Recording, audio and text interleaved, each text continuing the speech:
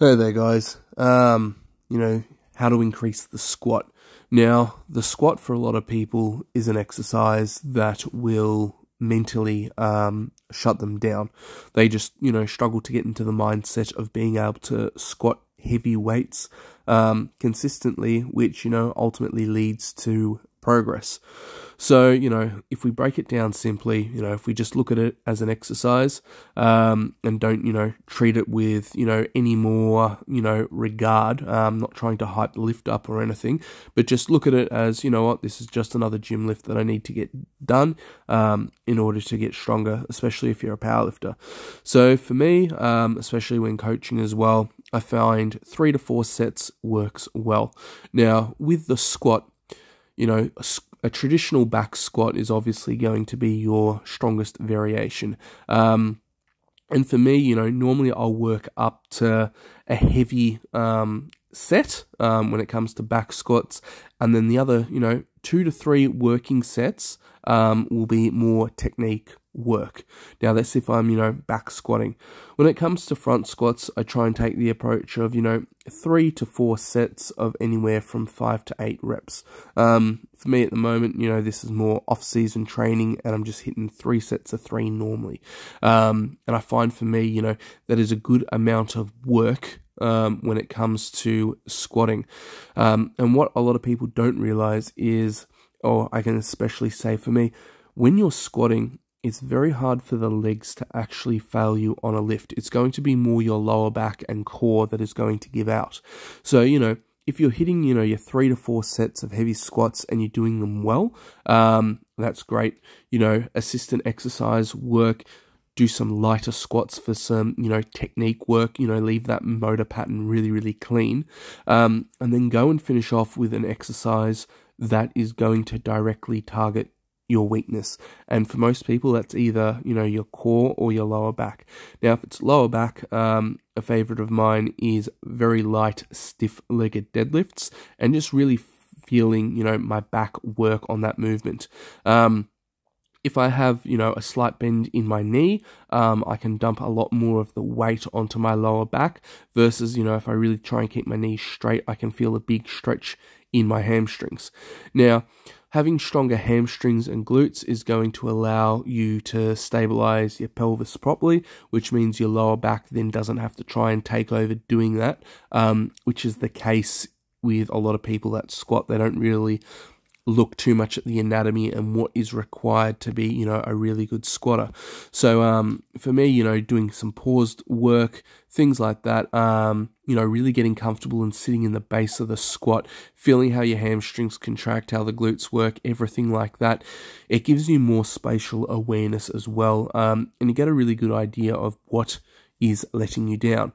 Now, obviously, the next day after squats, if you're feeling it a lot in your mid and lower back, well, obviously, I wouldn't necessarily say that your lower back is the weakness. I'd say, your lower back is trying to compensate for, things that aren't going, quite to plan.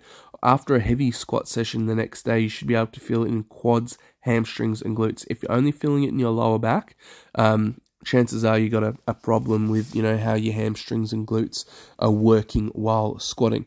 If it's hamstrings and glutes that are feeling it, and your form is looking good, chances are you're onto a good thing, because the reality is, you should be staying quite upright while you're squatting.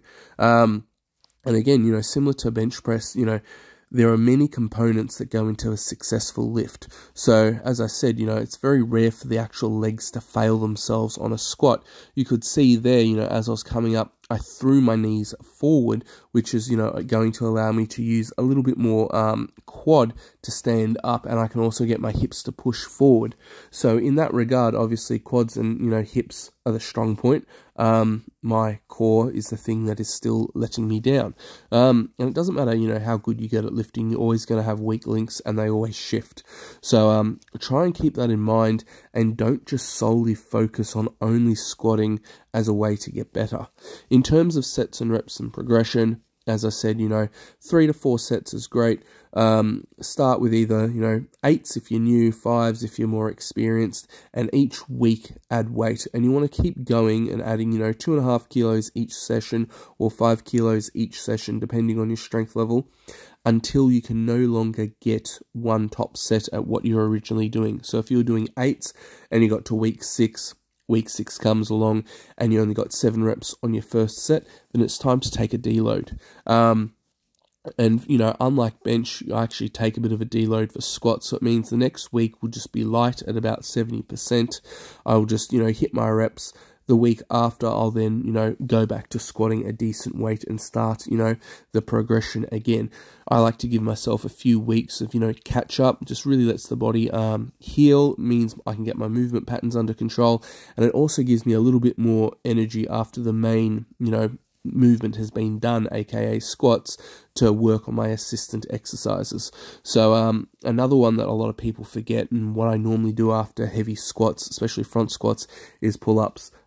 Just having a stronger back in general is going to help you stay more upright under load. And if you can strengthen, basically the foundation where the bar's resting, and you can stay tight under load, you're going to be a more successful squatter. A lot of people, really forget about all the assistant exercises that go into the movement. You'll look at, a lot of great squatters, obviously, they're going to have big legs, but also have a look at their mid and lower back. It's going to be really quite strong, and in order to get that, you need to put time into strengthening those muscle groups. Versus, someone that might only do leg press, for example. Yeah, sure, they might have massive quads and the rest of it, but when it comes to actually squatting heavy weight, obviously they're going to do more than the average person, but they're not going to be anywhere near as strong as they could have been, because they simply don't have the supporting muscle groups, aka the core, mid and lower back, able to support, the loads that they could potentially squat. And that, brings you to another point. If you really did think, and it's highly unlikely, that your legs were failing, go and do leg press afterwards as an assistant exercise. You can safely work your legs to failure. A better one yet is the belt squat. For me personally, I find leg press, aggravates my lower back if I don't have my form 100% on point. The belt squat, different story, much more, natural squatting movement as well. And I can focus on, some of the other cues, which is harder to do on a leg press, like pushing my knees slightly out to the side and keeping them in that position.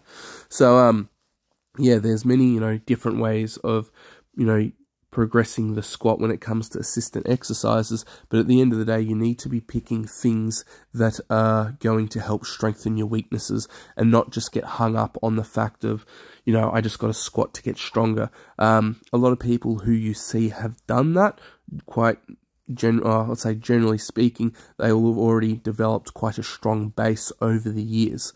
So, yeah, look, you've got to pay attention to your training and find out what works for you. If you guys have any questions, feel free to comment below. Otherwise, have a great day wherever you